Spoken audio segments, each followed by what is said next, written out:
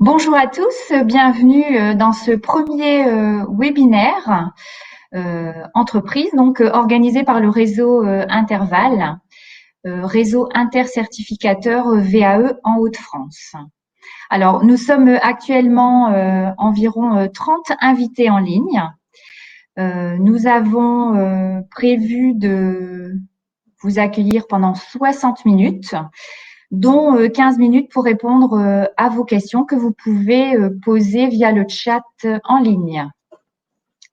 Alors, nous enverrons naturellement une synthèse des réponses aux questions via une foire aux questions et le PowerPoint vous sera adressé à la fin de ce webinaire. Alors, la thématique au centre de nos échanges, comme vous l'avez constaté au niveau des emails qu'on vous a envoyés, c'est comment le salarié devient acteur de son parcours professionnel avec l'entreprise. Alors, je vais me présenter. Donc, je vais donc animer ce webinaire aux côtés de mes deux collègues. Je suis Béatrice Roland, chef de projet Interval et responsable du dispositif académique de validation des acquis de l'Académie de Lille. J'anime ce réseau depuis une année, un réseau qui fêtera ses 10 ans l'année prochaine, grâce à une collaboration renforcée entre l'ensemble des acteurs donc des 8 ministères concernés. Le réseau Interval est un guichet VAE en Hauts-de-France, dispositif intercertificateur qui représente le partenariat de 8 ministères. Les ministères engagés sont les ministères du Travail, ministère de la Transition écologique et solidaire, ministère des Solidarités et de la Santé, ministère de la Culture, ministère de l'Éducation nationale, ministère de l'Agriculture, de l'Alimentation, ministère de l'Enseignement supérieur de la Recherche et de l'Innovation, ministère des Sports. Alors, ce dispositif, comme vous le voyez à l'écran, facilite l'entrée du candidat dans une démarche de VAE en région Hauts-de-France. Il propose un large choix de certifications délivrées par les différents ministères engagés dans le projet. Plus de 2200 certifications au total. Et notre objectif est de fournir une aide préparatoire à la recevabilité de la demande du candidat via le CERFA, préalable à l'engagement dans la démarche de VAE. Alors, j'aurai le plaisir d'animer ce webinaire accompagné de Madame Oriane Royon da Silva et Madame Aline Roubaud de Mangin, à qui je vais laisser la parole pour se présenter. Oriane, je vous laisse la parole pour vous présenter. Oui, merci Béatrice. Donc, je suis Oriane Royon da Silva. Je vous remercie beaucoup de m'avoir invitée à ce webinaire. Je parle aujourd'hui au nom du Conservatoire national des arts et métiers, le CNAM, où je suis chef de projet en VAE collective au sein de la Direction nationale des formations. Ma mission, c'est de concevoir, piloter, déployer des projets de VAE collective sur tout le territoire. Et je salue aussi le CNAM Nord-Pas-de-Calais, qui est donc l'un des certificateurs partie prenante du dispositif Interval, et grâce à qui je peux être là pour partager aujourd'hui sur la VAE collective. Merci Oriane. Je vais laisser la parole à Aline pour se présenter. Oui, alors bonjour, je suis Aline Roubaud de Mangin et je m'occupe au sein du groupe EDF de ce qu'on appelle une académie des métiers. C'est l'académie des métiers des services internes, c'est-à-dire que nous sommes en charge de la formation, de la professionnalisation de toutes les personnes qui travaillent dans les métiers support. Donc, à l'aune du groupe EDF, ça fait à peu près 10 000 personnes. Et au sein de cette académie, nous avons particulièrement en charge tout ce qui concerne le réseau des assistants, parce qu'on appelle ça le réseau assistance et appui au management, pour lequel nous avons construit des VAE, dont j'aurai le plaisir de vous parler tout à l'heure. Merci beaucoup, Aline. Alors, au programme cet après-midi, donc, l'idée était de répondre à 3 questions. Comment mettre en œuvre une VAE collective? Comment la VAE peut-elle être utilisée comme un outil de gestion des compétences? Et comment accompagner vos salariés en VAE hybride? Alors, je vais laisser la parole à Oriane en tant qu'experte, qui nous présentera donc les missions du CNAM, les étapes, les acteurs, les points d'attention et les conditions de réussite d'une VAE.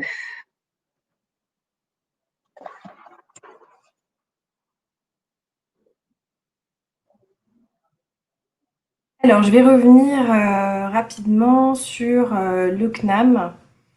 Donc, une courte présentation de l'institution, donc le Conservatoire national des arts et métiers. C'est un établissement public qui est rattaché au ministère de l'Enseignement supérieur, de la Recherche et de l'Innovation, avec plus de 60 000 inscrits par an, dans 200 centres de formation dans toute la France et à l'international.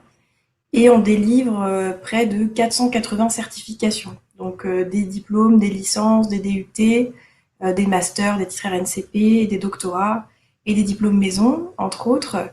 Et puis on a aussi des laboratoires de recherche.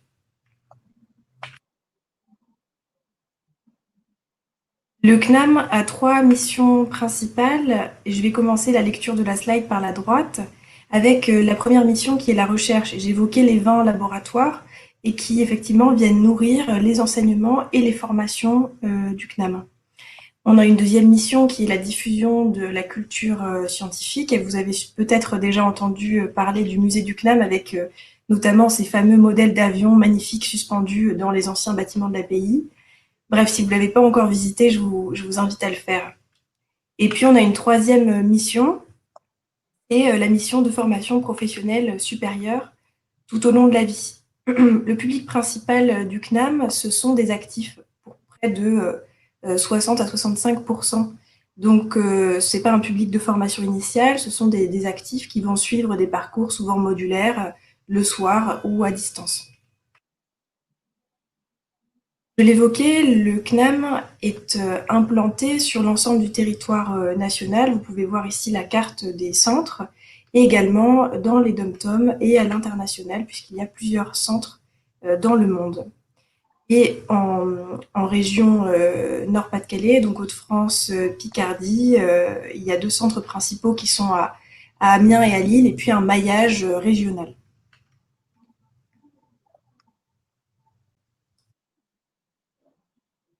Concernant la VAE au CNAM, vous voyez ici sur cette slide les principaux chiffres. Alors à gauche, ce sont les chiffres de la VAE en général. On a une application dédiée qui s'appelle Diva, qui nous permet de gérer l'ensemble des demandes, de la recevabilité jusqu'au jury. On traite en moyenne 500 demandes qui passent en jury par an. C'est une VAE totale sur 2 qui passe en jury, et ça représente plus de 10% des VAE de tout l'enseignement supérieur sur toute la France. C'était même 12%, je crois, en 2018. Donc on a un volume très important de VAE, une expertise forte, et ce volume explique aussi qu'on ait une VAE totale sur 2, c'est-à-dire en contrepartie une VAE partielle sur 2. Pourquoi? Parce qu'on a beaucoup de candidats qui utilisent la VAE dans un parcours modulaire, pour partie en formation et pour partie en VAE. Et la VAE fait partie aussi de l'image du CNAM qui était à l'initiative en 2002 lors de la création du dispositif. À droite sur la slide, vous voyez les chiffres de la VAE collective nationale. Donc vous voyez qu'en 2019, plus de 70 VAE ont été engagés, donc 70 candidats, dans 13 centres CNAM en région, pour 6 entreprises, et qui ont mobilisé un réseau de conseillères VAE sur l'ensemble du territoire. Et parmi donc les 6 entreprises, il y avait EDF.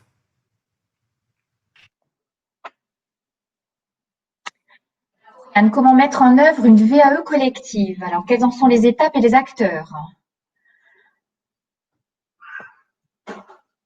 Alors, la première étape, c'est en fait une étape que j'appelle un préalable à la VAE, c'est-à-dire une étape en amont de la VAE, qui est centrée sur l'analyse du besoin et la conception d'un dispositif sur mesure. On va commencer par la sollicitation de l'entreprise qui souhaite monter un projet de VAE collective pour ses salariés.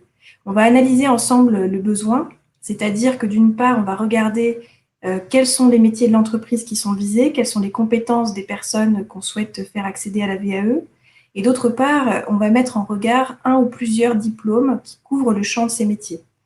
On va ensuite procéder à la signature d'une convention.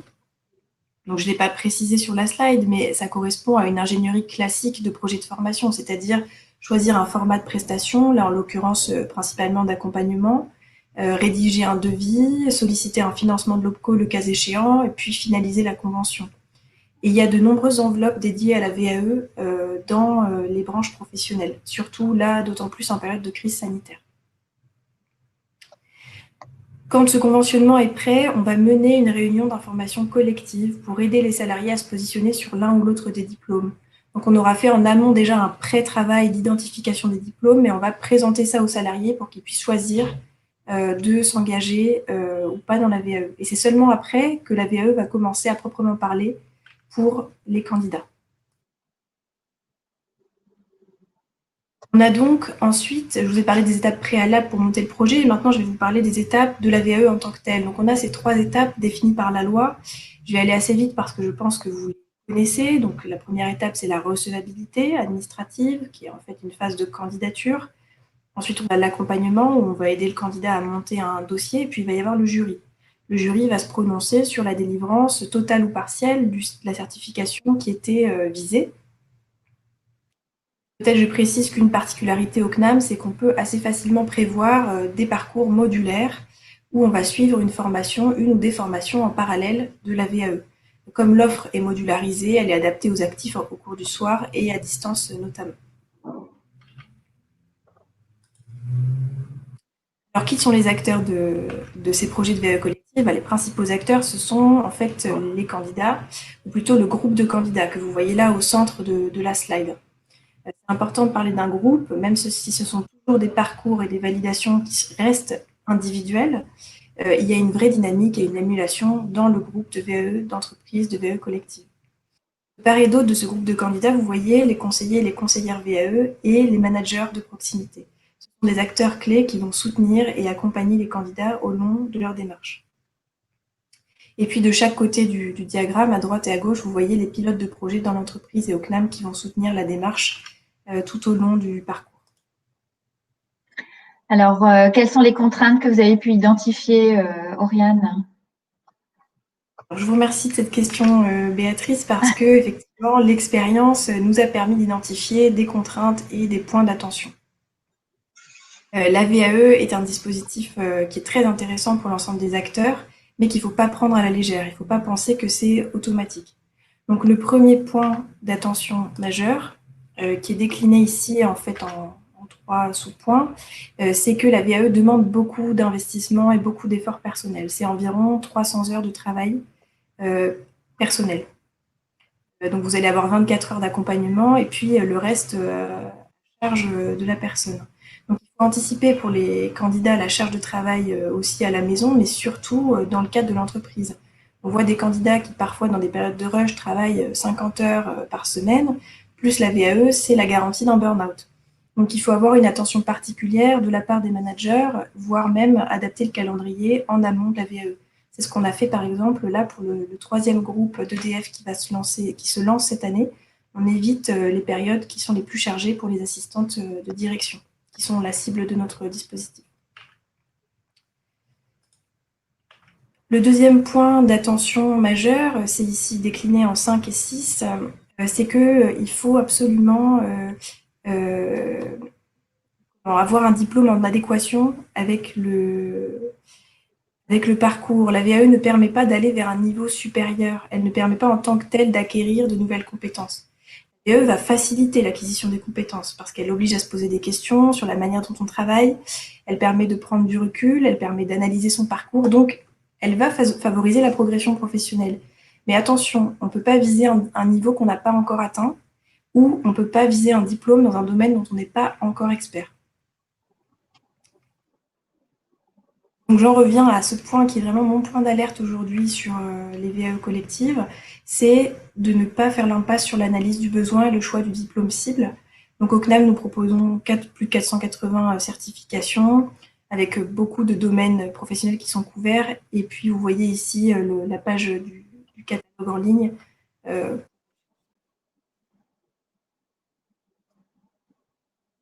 Alors, quelles sont les conditions de réussite d'une VAE individuelle dans le cadre d'une VAE collective? Effectivement, on a vu les points d'attention à avoir et on peut se demander alors comment garantir la réussite individuels dans le cadre de ces parcours collectifs. La première chose, c'est qu'il faut une implication individuelle forte et de la rigueur. Ce sont les 2 premières cases bleues sur ma slide. Et puis, deuxièmement, il faut une expérience professionnelle significative et qui colle au diplôme choisi. Ce sont les 2 blocs bleus suivants.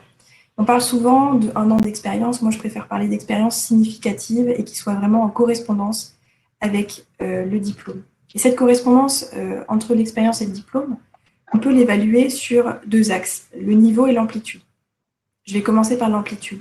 Donc la question, c'est est-ce que je couvre l'ensemble des domaines du diplôme? Donc pas seulement un type d'activité, pas toujours le même type d'activité, mais la capacité à travailler dans plusieurs types de situations, dans plusieurs champs couverts par le diplôme. Par exemple, dans les ressources humaines, on a parfois des candidats qui arrivent et qui sont experts de la gestion des contrats, mais la licence de ressources humaines, elle va comprendre aussi le domaine de la négociation pour les nouvelles conventions, où il va falloir démontrer des notions plus larges de connaissances en droit du travail. Parce que si je change de poste, est-ce que j'ai bien le niveau attendu sur le champ qui est couvert par le diplôme? Et ça m'amène à parler du deuxième axe, qui est le niveau. Donc là, on va parler plutôt de niveau de responsabilité, d'autonomie, d'innovation, de capacité à mener des problèmes complexes. Et ça correspond peu ou prou au niveau de l'entreprise. C'est-à-dire que plus je suis en responsabilité, plus je gère des problèmes complexes, plus je peux viser un niveau de diplôme supérieur. Je prolonge donc cette petite réflexion sur les niveaux de diplôme parce que la loi précise des grands indicateurs pour identifier les niveaux de diplôme. Donc il y a la complexité des savoirs, la technicité des savoir-faire et le niveau de responsabilité. Et puis, je vais vous lire ici uniquement le deuxième chevron, le chevron intermédiaire, qui est celui du niveau 6, niveau licence. Donc c'est la définition de ce niveau de licence, c'est la capacité à analyser et résoudre des problèmes complexes imprévus dans un domaine spécifique, à formaliser des savoir-faire et des méthodes et à les capitaliser. Je vais découper la phrase pour que ça soit un peu plus digeste. C'est le niveau licence, c'est la capacité à analyser et résoudre des problèmes complexes, des problèmes imprévus. Jusque-là, ça va. Dans un domaine spécifique, c'est-à-dire dans un champ d'expertise bien circonscrit. Dans les domaines supérieurs, on va demander à pouvoir élargir ce champ d'expertise. Là, on est sur un champ qui reste réduit. Et face à ces problèmes, il va non seulement falloir pouvoir les résoudre dans le cas du travail, trouver des solutions, mais surtout pouvoir capitaliser, c'est-à-dire formaliser, transmettre, améliorer. Et donc, on voit que c'est quand même un niveau d'attente qui est important et qui, là encore, est défini par le cadre réglementaire. Donc, une manière de garantir la réussite en jury au diplôme, c'est que les candidates soient bien informées au lancement de la VAE de ce qui les attend et qu'ils soient bien accompagnés au cours de la VAE par des conseillers ou des conseillères VAE qui aient en tête ce niveau d'attente spécifique, en tout cas sur les diplômes de l'enseignement supérieur. Et puis pour terminer, je vais faire un petit focus sur le choix des diplômes qui a été effectué avec le groupe EDF dans les VAE collectifs que nous avons menés ensemble. Et ça me permettra ensuite de céder la parole à Aline Roubaud de Mangin. Alors, principalement, la licence gestion des organisations est celle qui a été la plus demandée et la plus validée en totalité. C'est-à-dire que les candidates qui l'avaient choisie, en général, ont réussi à valider totalement ou il leur manquait une UE, voilà. Il y a quelques autres demandes qui ont été faites dans le domaine des ressources humaines, ou dans le domaine du commerce, ou dans le domaine de la formation. Elles ont été moins demandées et elles ont été moins totalement validées. J'ai pris tout à l'heure l'exemple du domaine des RH, où il manquait parfois des champs d'expertise. Et donc ça s'est soldé pour ces candidates par des formations complémentaires à suivre, ce que beaucoup d'entre elles sont en train de faire. Et ça va leur permettre de valider totalement le diplôme. Et puis, ça va leur permettre aussi de progresser professionnellement sur ces domaines où elles n'avaient pas encore les compétences.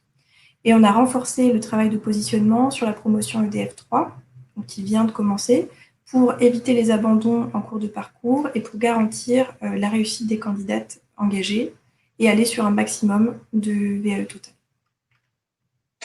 Merci Oriane pour votre intervention et les détails que vous nous avez apportés. Alors, nous avons le plaisir maintenant d'écouter Aline qui nous exposera de manière concrète la démarche au sein du groupe EDF. Alors Aline, qu'est-ce qui vous a amené à promouvoir la VAE auprès de vos collaborateurs?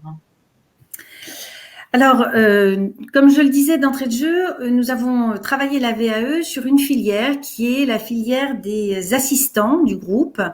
Et c'est important de le souligner parce que ce sont des personnes qui, pour beaucoup d'entre elles, sont arrivées non diplômées dans l'entreprise, y ont fait leur carrière, donc ont acquis des choses très concrètement tout au long de leur vie professionnelle, mais pour autant ne se sont pas considérées comme très valorisées, très reconnues dans cette expertise. Et donc du coup, leur proposer de faire une VAE, c'est leur proposer d'exister au grand jour d'une certaine manière et ne plus simplement être la personne super efficace qu'on a à côté de soi, mais bien quelqu'un qui peut concrètement exposer l'étendue de ses acquis. Donc voilà, c'est très très important compte tenu du public auquel nous nous adressons. Alors, bien sûr, derrière, nous savons que, outre cette valorisation individuelle, ça va apporter des choses à l'entreprise. C'est-à-dire que derrière, nous avons des personnes, une fois qu'elles ont réussi une VAE, qui sont très impliquées, très motivées. Elles se sentent cette fois-ci reconnues et elles osent en parler. Et du coup, derrière, leur performance s'en trouve aussi augmentée. Donc l'entreprise n'est pas qu'altruiste, hein.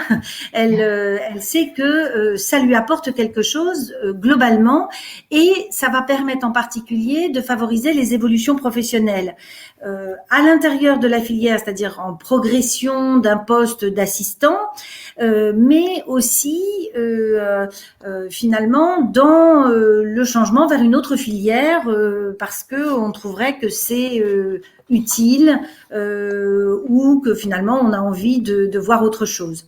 Alors ça, c'est le principe autour de la VAE, ce qu'on a voulu faire en accompagnant des VAE. Mais si on a voulu le faire de manière collective, si on a fait un accompagnement collectif de ces VAE, eh bien c'est parce qu'on sait que la VAE c'est très difficile. C'est-à-dire que ça demande un investissement très important, et quand on a un public qui finalement depuis très longtemps est professionnellement efficace, mais n'a pas suivi un cursus finalement de formation très poussé, eh bien plonger dans la formalisation de ses savoirs, de ses savoir-faire, etc., peut être très difficile. Et du coup, ce que nous voulons, nous, c'est faire en sorte de se rapprocher au maximum d'un taux de 100% de réussite. Voilà, c'est ça notre objectif. Et du coup, la VAE collective, elle sert à ça, c'est-à-dire soutenir chacun des salariés dans sa démarche.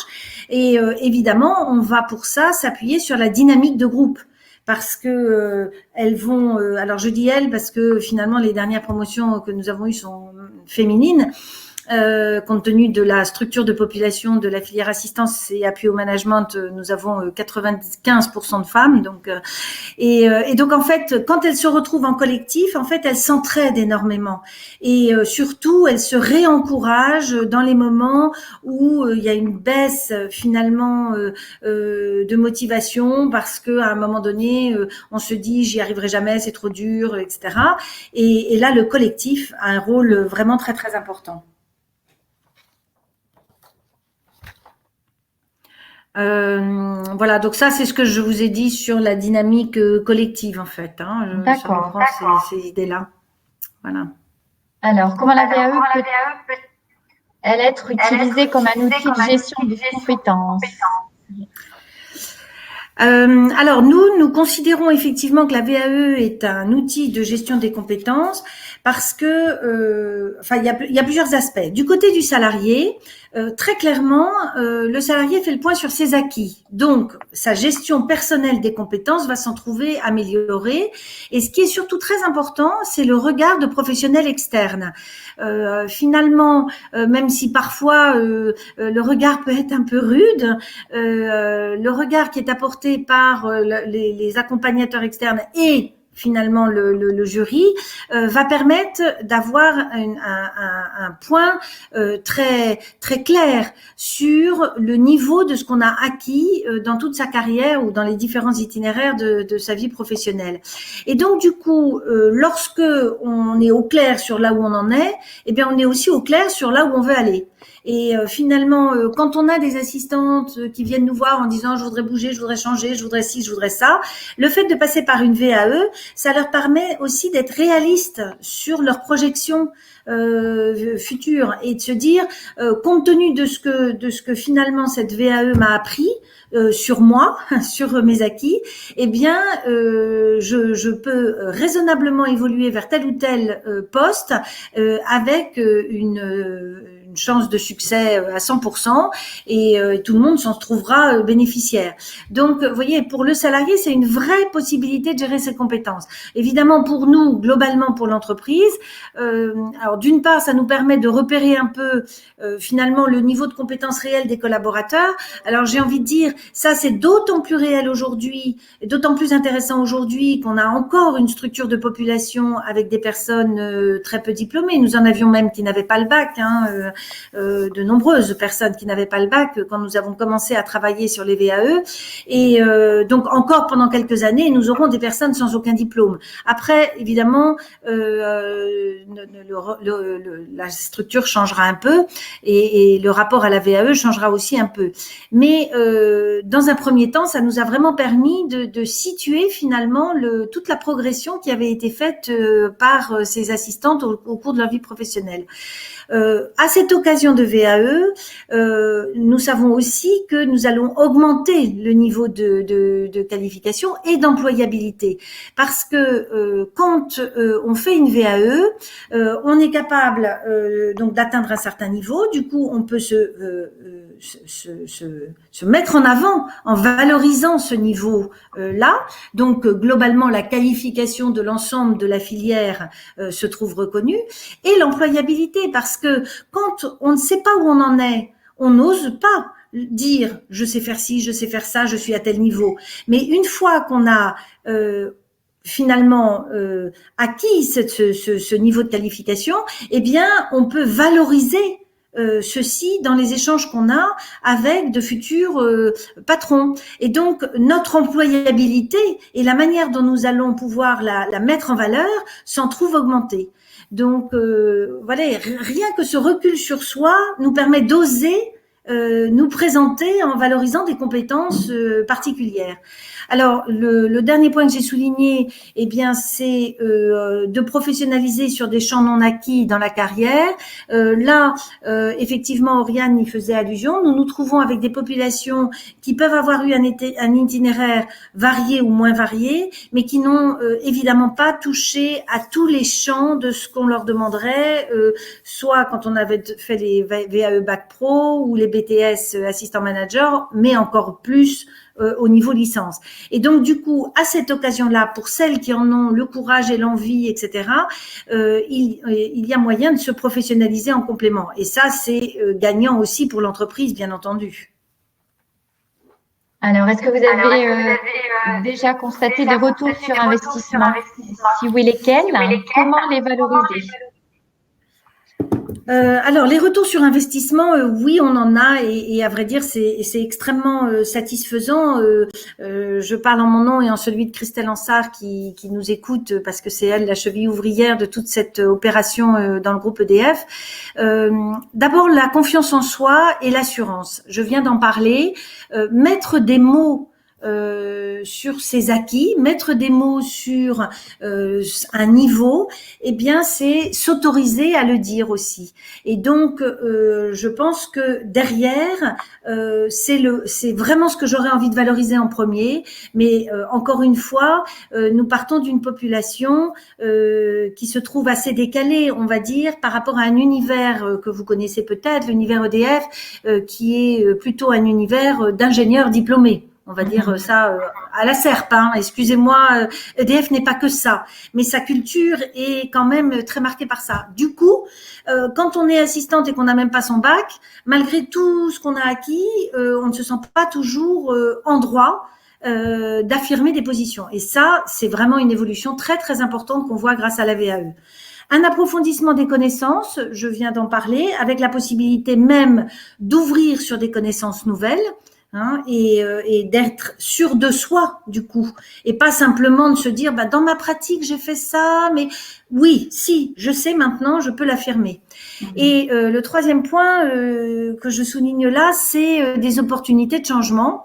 Donc parce que grâce à la VAE, on va pouvoir découvrir éventuellement des champs sur lesquels on a déjà un peu travaillé ou pas du tout ou beaucoup, mais du coup des champs sur lesquels on se dit c'est mon avenir futur, ou en tout cas j'ai envie de passer par là à un moment donné, parce qu'on a aussi des assistantes qui font un passage par un autre métier puis qui reviennent à l'assistanat, et donc ça c'est clairement un retour sur investissement très très visible. On a toutes les personnes qui sont passées en VAE ont eu des évolutions professionnelles dans leur filière ou hors de leur filière à la suite.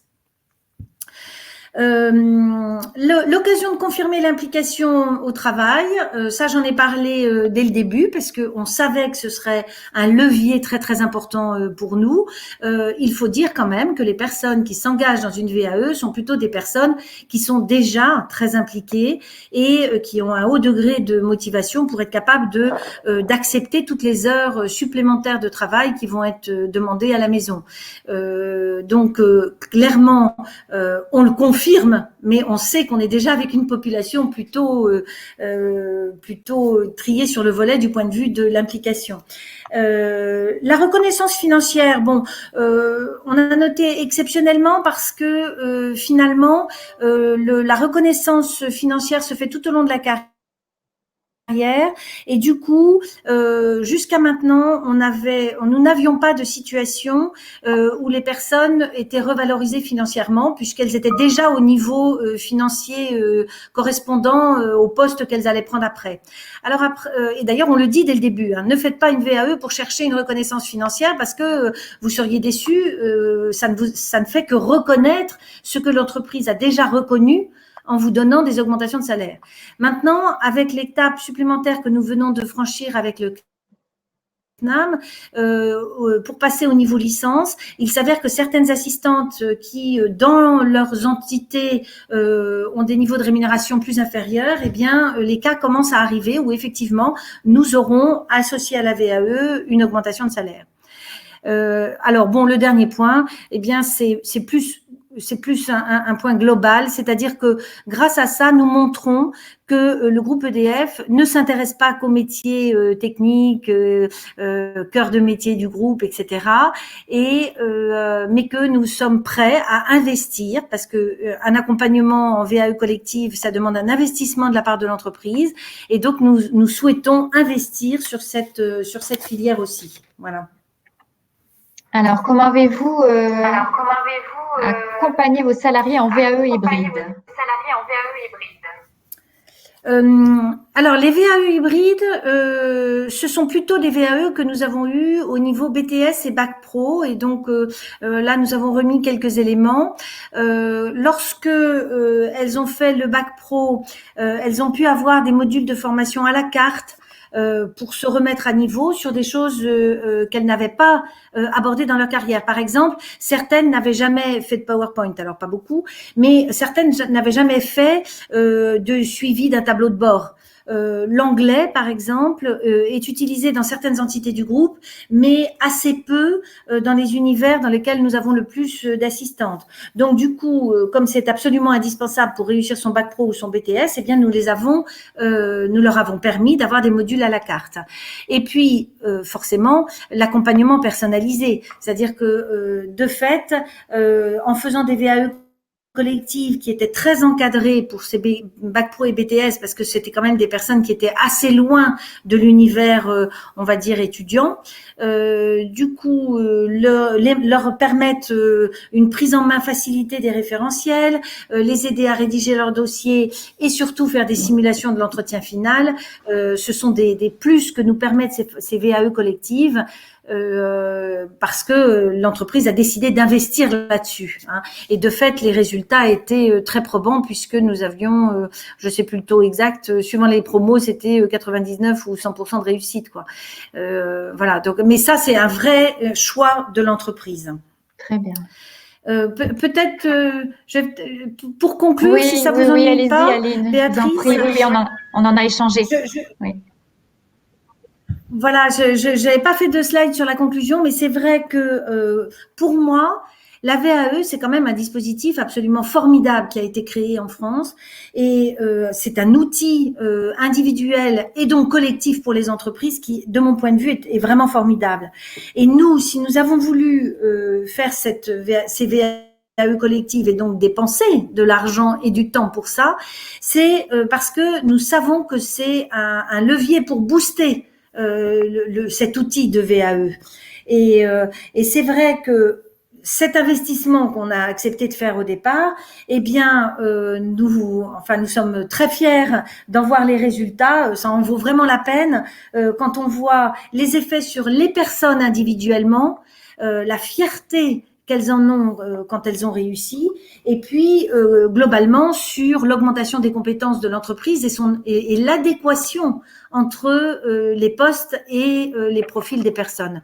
Donc l'investissement, nous savons qu'il en valait la peine. Très bien, merci pour votre témoignage. J'ai un écho dans mon micro, je ne sais pas si vous l'entendez. Moi, je n'entends pas d'écho. Bon, c'est parfait. Un grand merci donc Aline pour vos conseils concernant votre expérience. Alors pour faire le lien avec le réseau Interval, réseau intercertificateur en Hauts-de-France, en quoi ce dispositif Interval pourrait-il venir en aide à l'entreprise? Alors au niveau des Hauts-de-France, nous sommes donc organisés en intercertificateur pour répondre aux demandes des entreprises. Alors la première étape serait donc de réaliser une analyse de votre demande et de définir un projet d'entreprise, d'accompagner vos salariés et ensuite de réaliser un bilan, une évaluation de la démarche. Alors pour réaliser ces étapes au niveau de l'accompagnement, je vais rebondir sur ce que disait Oriane au démarrage. On a une information sur la démarche de VAE, alors qu'on peut réaliser en intercertificateur, réaliser des entretiens de positionnement, ou alors par rapport à un panel de CV bien positionné, l'expérience du salarié en fonction du diplôme qu'il pourrait envisager. Le cœur de métier du réseau Interval, naturellement, se situe au niveau de l'aide à la recevabilité de la demande. Une fois qu'on aura donné cette information en collectif, réalisé des entretiens de positionnement, c'est en intercertificateur aider à la demande de recevabilité, complétion du CERFA et, accompagnement dans la réflexion. Mettre en avant l'expérience, la rédaction du dossier. Alors là, en fonction des certificateurs, on a des accompagnements spécifiques. On est tous dans une dynamique de préparation à l'entretien avec le jury parce que c'est une étape, je pense, qui est un petit peu difficile pour les candidats et naturellement avec un objectif de mettre toutes les chances du côté du candidat, comme le disait Aline dans sa présentation. Au niveau du réseau Interval, pour l'instant, on est sur une dynamique certificateur, mais en intercertificateur, c'est vraiment un objectif du projet 2021. En tant que chef de projet pour l'année 2021, on est vraiment sur une belle visibilité du réseau au niveau des Hauts-de-France, au niveau des usagers, au niveau des acteurs et au niveau des entreprises. C'est pour ça que nous vous proposons ce webinaire aujourd'hui. Alors, je vais d'ores et déjà remercier Oriane et Aline pour leurs interventions qui nous ont permises de mettre en exergue les points clés de la réussite. Je vais les reprendre. Bien suivre les étapes, ne pas faire l'impasse sur l'analyse du besoin, identifier tous les acteurs, anticiper les points d'attention et réunir toutes les conditions favorables et corroborer par l'expérience concrète qu'a évoquée Aline, qui affirme qu'une VAE est un outil de GPEC, un constat par rapport à un retour sur investissement, et EDF qui a su accompagner les salariés en VAE hybride. Alors, nous sommes toutes les trois à l'écoute de vos questions. Dans l'idéal, c'est de prendre le temps. Je ne sais pas si vous avez... il y a Odile qui pose une question. Alors, je vais me permettre d'en prendre 3 ou 4. Bon, après, on est largement dans le timing. Y a-t-il beaucoup d'entreprises qui financent des VAE dans le cadre du plan de formation de l'entreprise? Alors, est-ce que vous êtes en dimension de pouvoir répondre? J'ai pas du tout de visibilité par rapport à ça. Si on rallume nos caméras, oui, voilà. Alors moi, je répondrai que je ne sais pas. D'accord. Donc, Moi, j'ai pas de visibilité non plus. quand j'ai dit...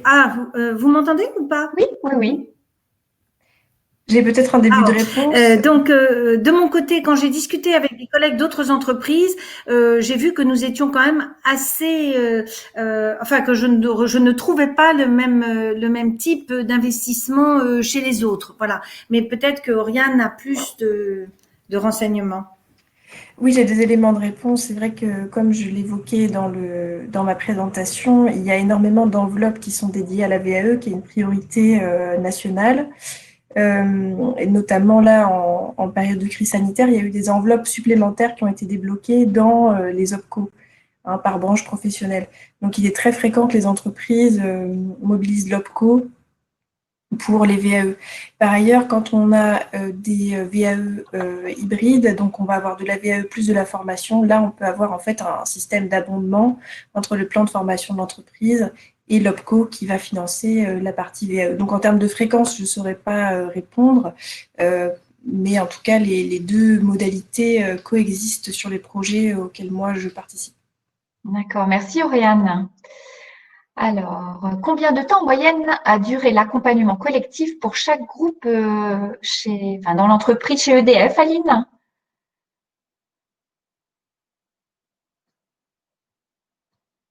Est-ce que vous avez compris la question? Est-ce que vous m'entendez?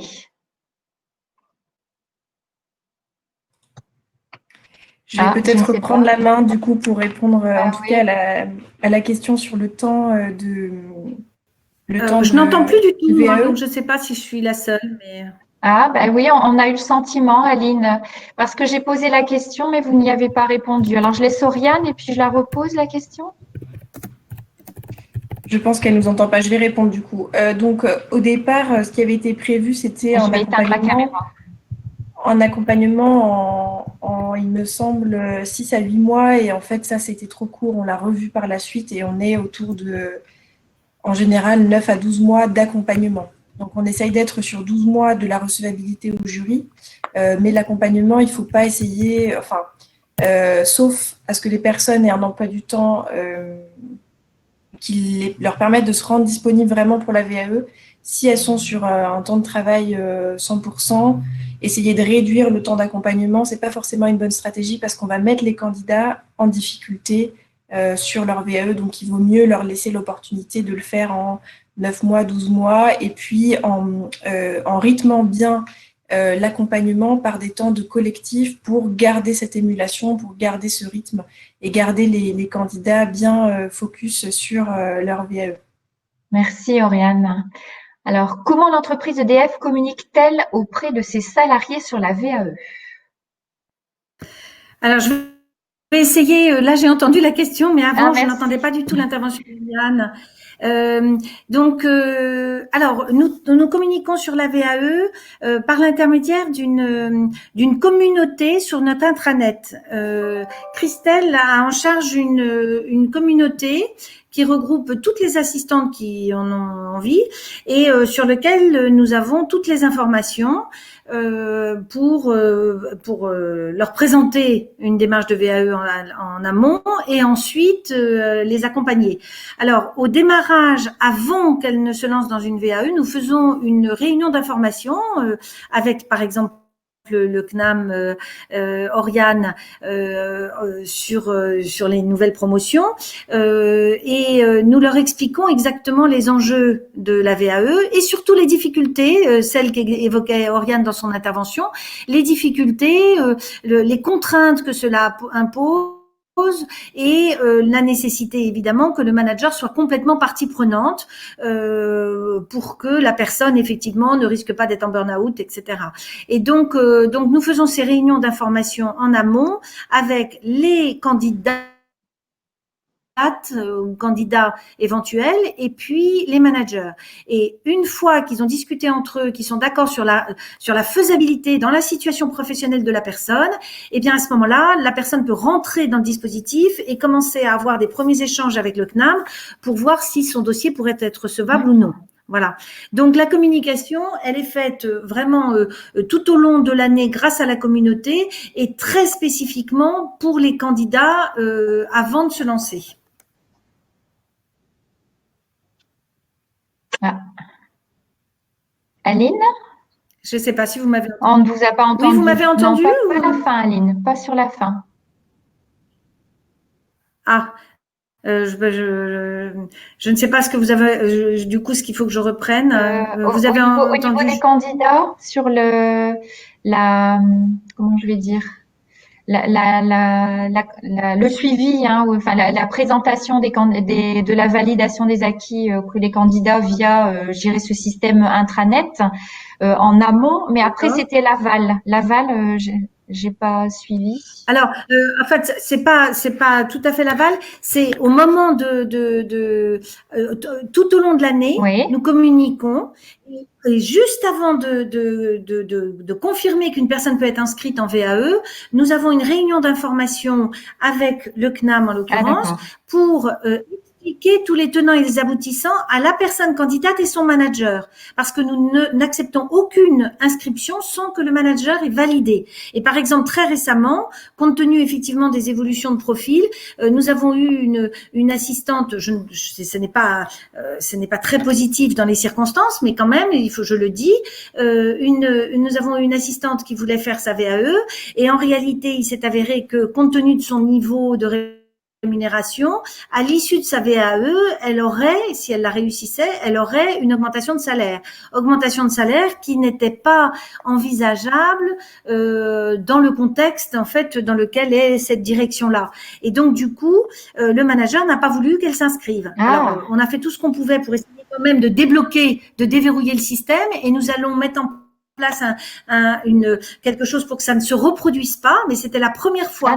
Et c'est pour ça que voilà, c'est une entité qui a très peu de moyens d'augmentation.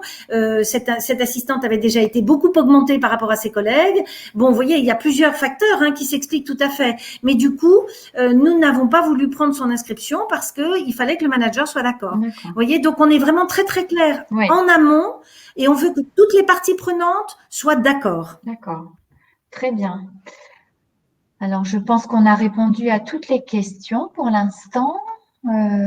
Écoutez, si vous n'avez plus d'autres questions, nous allons peut-être clôturer. Je ne sais pas si on attend encore quelques minutes. Bon, apparemment que c'est que notre discours a été clair. Alors, sachez que un replay sera disponible. J'ose pas mettre ma caméra, j'ai peur de perdre le son, je ne sais pas. Je vais quand même tenter. Alors, un replay sera à votre disposition. On vous le renverra suite à ce webinaire. Je n'entends plus rien, moi. Ah voilà, c'est ça. Je vais couper donc l'image. La bande passante, je pense, Aline, qui nous joue des tours. Je crois que les bandes passantes, je crois que les bandes passantes sont un peu pleines. Tout à fait. Alors, je disais que un replay est disponible donc, suite à la diffusion de ce webinaire. Notre chargé de com vous communiquera aussi le support de présentation. Alors, toutes les deux, je voulais vous remercier pour l'implication et votre aimable collaboration parce que pour organiser cet entretien, ça vous a demandé un petit peu de temps. Merci beaucoup à toutes les deux et puis vos présentations. Avec grand plaisir. Oui. Je vais vous laisser la parole si vous voulez toutes les deux pour aussi laisser un message après cette intervention. Je voulais remercier aussi Odile Debuire qui a, je dirais, lancé cette idée. Votre collègue Aline, Christelle, qui a été un support, je dirais, important. Et je vais aussi remercier Clémence, notre chargée de communication, qui a pris en charge comment je vais dire, La communication par rapport à cet événement et Jacques, consultant, qui nous a accompagnés dans notre démarche. Est-ce que je vous laisse un petit mot et puis après je clôture, mesdames? Oui, volontiers. Alors, merci beaucoup. Merci encore de m'avoir permis de participer. Et puis, un petit mot peut-être pour clôturer aussi, un petit mot enthousiaste sur les VAE collectifs. C'est vrai que là, j'ai beaucoup parlé des points d'alerte, des points d'attention, parce que c'était un peu l'expérience que je voulais partager avec vous pour permettre la réussite et puis du plus grand nombre de VAE. Mais c'est vrai qu'il y a la VAE, c'est un dispositif extraordinaire pour les parcours individuels des personnes. On voit les candidats entrer et sortir et s'être transformés au cours de la VAE et en tout cas avoir pris la mesure de où est-ce qu'ils étaient, où est-ce qu'ils voulaient aller et avoir pris confiance dans leurs compétences.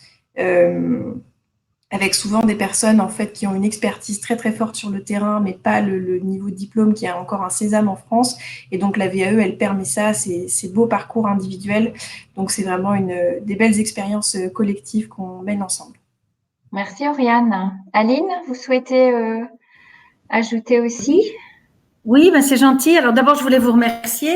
Moi, je suis toujours très intéressée à participer à des échanges sur les VAE parce que je crois fondamentalement à ces démarches-là. Je pense que c'est une occasion extraordinaire. Je pense qu'il faut pousser nos entreprises à le faire parce que c'est vrai que spontanément, elles sont plus ou moins enthousiastes. Moi, je considère que il vaut mieux investir un peu dans la préparation et dans le collectif pour accompagner des VAE plutôt que d'avoir des personnes doublement frustrées à la fin d'un parcours quand elles ont raté une VAE individuelle parce que les pauvres, elles se sont épuisées et n'ont pas eu suffisamment de soutien moral ou de fond ou sur les contenus. Et donc pour l'entreprise, c'est totalement gagnant que d'accompagner les personnes qui ont le courage de se lancer là-dedans. Merci, Aline. Alors, je vais vous souhaiter à tous de nombreuses VAE réussies. Alors, le réseau Interval reste à votre écoute via son site internet. Alors, un prochain webinaire à destination des entreprises est prévu. Nous ne manquerons pas de vous en tenir informés. Et je vais donc vous souhaiter écoutez, une bonne continuation et en ces circonstances, prenez bien soin de vous. Voilà. Merci à tous pour votre écoute et n'hésitez pas à prendre contact. On vous envoie le PowerPoint et on reste vraiment à votre disposition. Merci beaucoup.